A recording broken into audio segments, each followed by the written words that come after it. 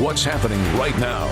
From RTV6, the Indy Channel. Good evening, everyone. Thanks for joining us. And tonight, parents and educators react to an ongoing power struggle between Indiana education leaders.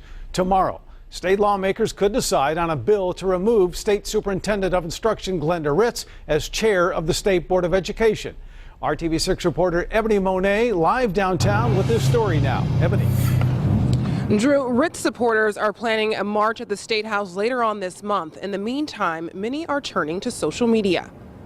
As a mother, Jennifer DeWitt feels good about Glenda Ritz chairing the State Board of Education. I'm glad to see that she's fighting for the parents and the students of Indiana. Somebody needs to. The Noblesville mother of three has joined the growing online I Stand with Ritz campaign to counter Republican-sponsored bills challenging the Indiana Superintendent of Public Instruction's authority. Obviously, I don't have an education degree, but what I do know is I know what my kids need to be able to be successful, and she seems to advocate for the students. DeWitt is disappointed by the ongoing conflict between the only Democrat holding a statewide office and the Republican-appointed state board. She sees it as a distraction to strides to help children, including her three sons with special needs. I think that Governor Pence and the legislature and the state board all need to recognize we voted for Glenda in huge numbers.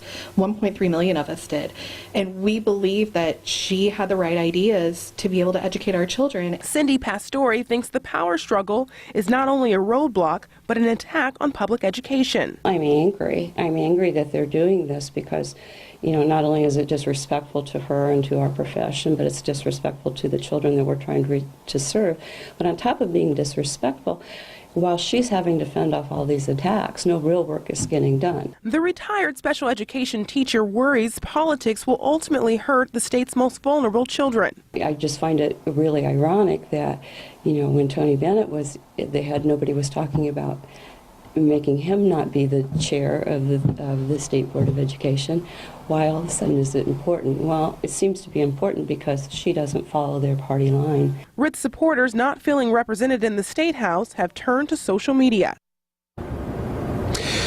We are still waiting to hear back from Republicans about what some people perceive as an attempt to strip Ritz of her power, but they have said that these changes are necessary because of the ongoing disputes between Ritz and the board. Reporting live downtown, Ebony Monet, RTV6. Thank you, Ebony. And Indiana General Assembly leaders have issued a strong warning to stop bickering among the board. Top Republicans in the House and Senate say they will step in and act if fighting doesn't stop.